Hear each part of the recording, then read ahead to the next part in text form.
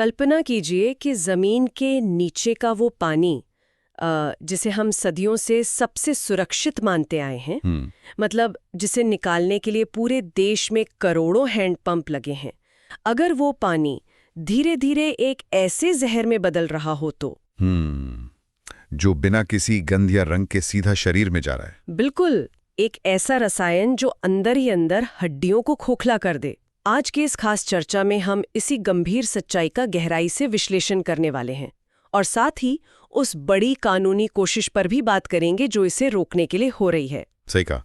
आज हम national green tribunal यानी एनजीटी की एक बहुत ही सख्त हालिया कानूनी कार्रवाई पर चर्चा कर रहे हैं।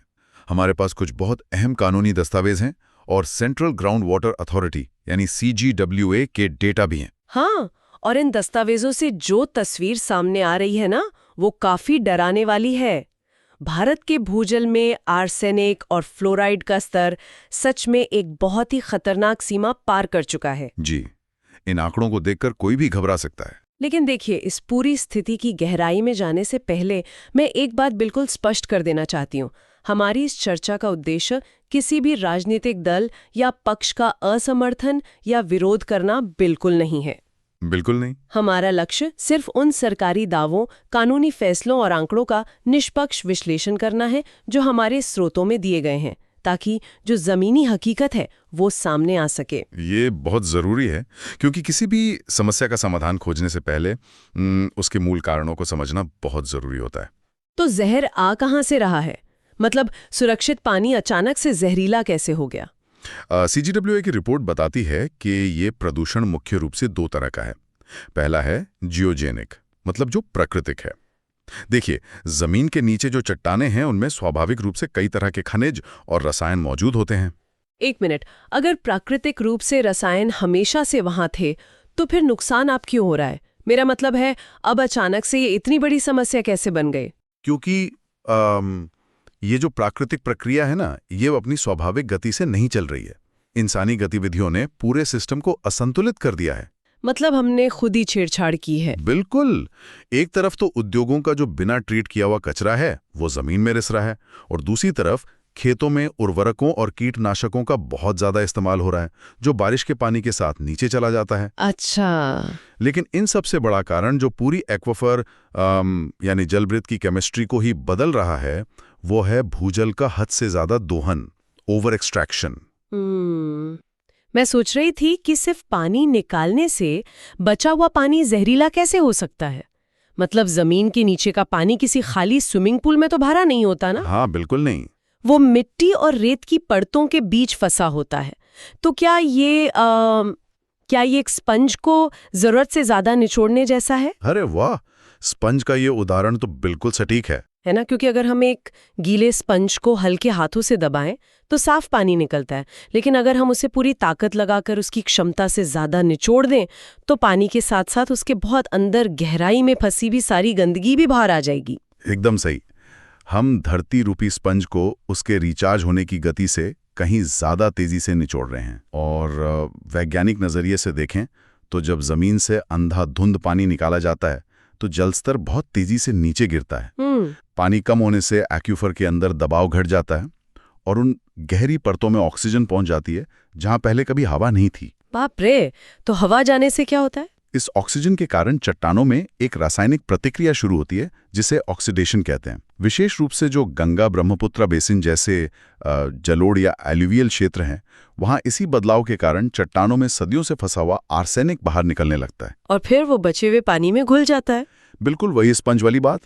अब अगर स्पंज से जहर बाहर आ ही रहा है तो जाहिर है उसका असर उसे पीने वालों पर पड़ रहा होगा। मैंने जो स्वास्थ्य संबंधी आंकड़े पढ़े वो सच में मतलब रोंगटे खड़े कर देने वाले हैं। हाँ, स्थिति बहुत ही भयावह है। लंबे समय तक आर्सेनिक या फ्लोराइड वाला पानी पीने के परिणाम बहुत गंभीर है। सिर्फ आम बीमारियां नहीं होती इससे। देखिए, अगर कोई लंबे समय तक आर्सेनिक वाला पानी पीता है तो उसे आर्सेनिकोसिस नाम की बीमारी हो जाती है। इसकी शुरुआत त्वचा पर असामान्य पिगमेंटेशन या गहरे धब्बों से होती है। मैंने सुना है हथेलियों पर घाव भी बन जाते हैं। बिल्कुल, हथेलियों और तलवों की त्वचा बहुत सख्त होने लगती है और सबसे खतरनाक बात यह है कि ये आगे चलकर त्वचा, फेफड़े और गुर्दे के कैंसर का कारण बन जाता है। मतलब इंसान अंदर ही अंदर खत्म होने लगता है। बहुत दुखद है। और फ्लोराइड के आंकड़े तो मुझे और भी डराने वाले लगे। हम हमेशा सुनते हैं कि टूथपेस्ट में फ्लोराइड दांतों के लिए अच्छा होता है। हाँ, एक सीमित मात्रा में। लेकिन जब यही पानी में हद से ज्यादा हो तो फ्लोरोसिस का कारण बनता है। दस्तावेज बताते हैं कि ये सीधे हड्डियों पर वार करता है। हड्डियां मुड़ने लगती हैं, लोग कम उम्र में अपाहिज हो रहे हैं।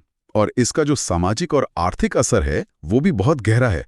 सोचिए, जिन युवाओं को खेतों या फैक्ट्रियों में काम करना चाहिए वे शारीरिक रूप से अक्षम हो रहे हैं। और इन दोनों रसायनों का जो फैलाव है देश में वो भी कुछ अजीब है ना, मतलब एक खास पैटर्न है। हाँ, ये समझना बहुत दिलचस्प है।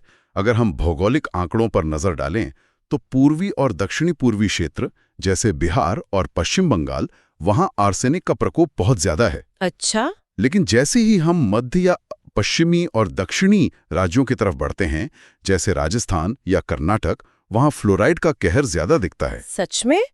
दस्तावेजों में लिखा है कि बिहार के करीब 4709 वार्ड आर्सेनिक और 3789 वार्ड फ्लोराइड से प्रभावित है। और उत्तर प्रदेश के भी 16 जिले आर्सेनिक और 16 फ्लोराइड से जूझ रहे हैं। पश्चिम बंगाल में 8 जिले आर्सेनिक की चपेट में हैं और कर्नाटक में 20 गांव आर्सेनिक से प्रभावित हैं, लेकिन फ्लोराइड से चौंकाने वाले 2083 गांव प्रभावित हैं। ये भूगोल का फर्क इतना साफ क्यों है? देखिए, इसके पीछे सीधा सा भौगोलिक विज्ञान है। जो गंगा ब्रह्मपुत्र बेसिन की मिट्टी है वो जलोढ़ होती है। जो नदियां हिमालय से बहकर आती हैं वो इसे लाती हैं। इस मिट्टी के बारीक कणों में प्राकृतिक रूप से आर्सेनिक होता है और पानी कम होने पर वो घुल जाता है। जी। वहीं दूसरी ओर कर्नाटक या राजस्थान जैसे इलाके कठोर चट्टानी इलाकों में आते हैं। यहाँ ग्रेनाइट जैसी चट्टानें हैं जिनमें नेचुरली फ्लोराइड होता है। तो जब वहाँ पानी कम होता है तो वो पानी लंबे समय तक उन कठोर चट्टानों के संपर्क में रुका रहता है और घर्षण और रासायनिक क्रिया की वजह से फ्लोराइड पानी में भारी मात्रा में घुल जाता है। मतलब देश का कोई भी हिस्सा पूरी तरह से सुरक्षित नहीं है। कहीं आर्सेनिक का खतरा है तो कहीं फ्लोराइड का, लेकिन जहर हर जगह है। बिल्कुल सही कहा। इतनी बड़ी राष्ट्रीय स्वास्थ्य समस्या को देखते हुए सिर्फ चेतावनियों से तो काम नहीं चलेगा और यहीं पर न्यायपालिका का दखल सामने आता है। एनजीटी की प्रधान पीठ ने इस मामले का स्वतः संज्ञान लिया है। स्वतः संज्ञान, जिसे सुओ मोटो भी कहते हैं। इसका अर्थ है कि कोर्ट ने किसी बाहरी शिकायत का इंतजार नहीं किया। उन्होंने खुद इस मामले की गंभीरता को समझा है। हाँ, OA नंबर 728/2023 के रूप में इसे दर्ज किया गया है जस्टिस प्रकाश श्रीवास्तव के नेतृत्व में, और इसमें एक बहुत बड़ा कदम उठाया गया है। भारत के सभी 28 राज्यों को इस केस में पार्टी बना दिया गया है। यहाँ सबसे दिलचस्प बात यह है कि एनजीटी सिर्फ एक या दो राज्यों को नहीं बल्कि पूरे देश को जवाबदेह ठहरा रहा है। ये दिखाता है कि इसे एक राष्ट्रीय आपातकाल माना जा रहा है। बिल्कुल। और एनजीटी ने सभी राज्यों को सख्त आदेश दिया है कि उन्हें जिला, गांव और ब्लॉक स्तर पर अत्यंत सूक्ष्म, जिसे ग्रैन्युलर डेटा कहते हैं, वो उपलब्ध कराना होगा। इस आदेश की गहराई को समझना जरूरी है। अक्सर ऐसा होता है कि राज्य सरकारें एक ऊपरी स्तर का डेटा देकर अपनी जिम्मेदारी से बच निकलती हैं।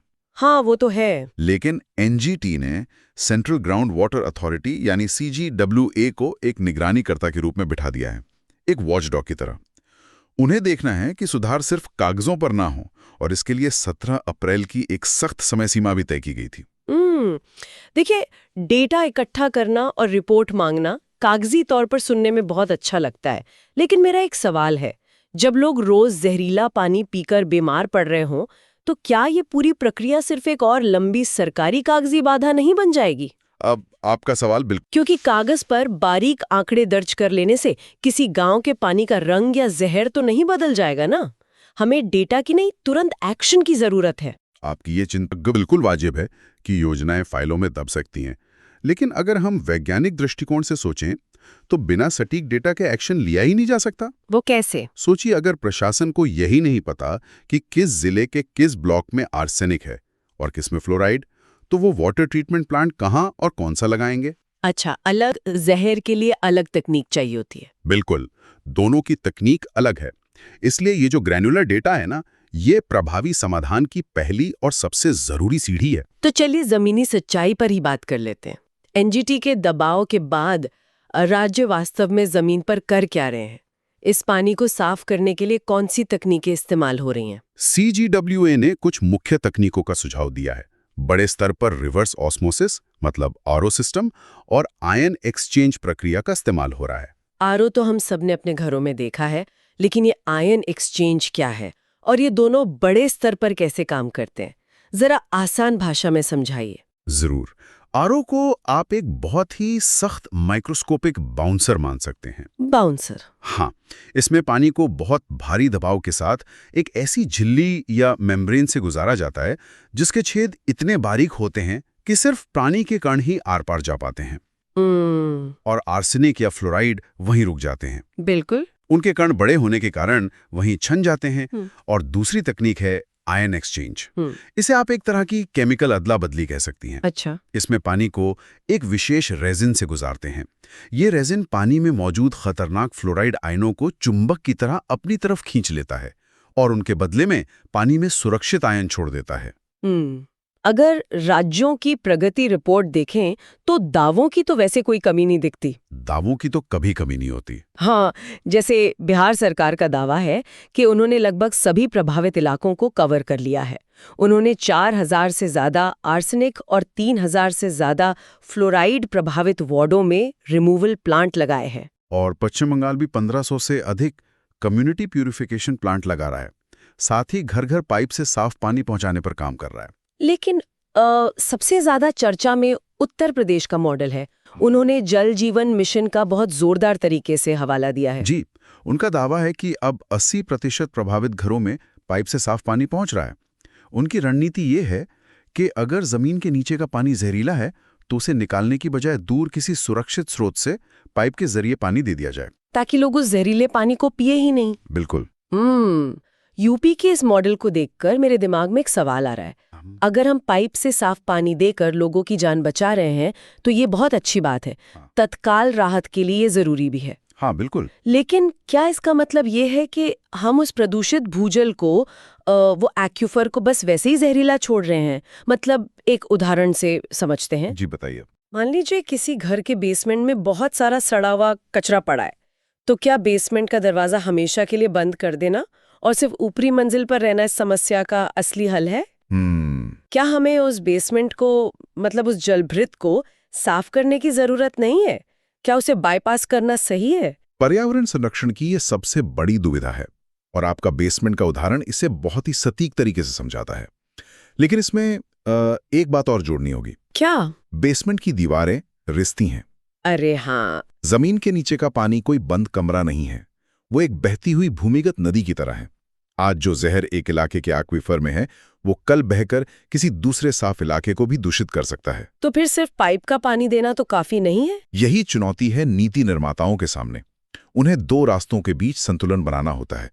पहला है तत्काल राहत। जब लोगों को कैंसर हो रहा हो या हड्डियां मुड़ रही हों तो उन्हें आज अभी साफ पानी चाहिए जो पाइपलाइन से मिल रहा है। हाँ, जान बचाना तो पहली प्राथमिकता है। बिल्कुल।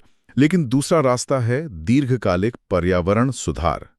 एक्वेफर को उसके हाल पर छोड़ देना भविष्य के लिए एक टाइम बॉम्ब छोड़ने जैसा है। शॉर्ट टर्म में जल जीवन मिशन ठीक है, लेकिन लॉन्ग टर्म में हमें भूजल को रिचार्ज करना ही होगा। मतलब रेन वाटर हार्वेस्टिंग और पानी निकालने की गति को कम करना। जी, ताकि जमीन के नीचे का रासायनिक संतुलन वापस अपनी जगह आ सके। एनजीटी की चिंता भी यही है कि सिर्फ बीमारी के लक्षणों का इलाज ना हो, बल्कि समस्या की जड़ को भी ठीक किया जाए। सही कहा। आज के इस पूरी चर्चा का सार यही है कि ये सिर्फ एक कानूनी या स्वास्थ्य का मुद्दा नहीं है।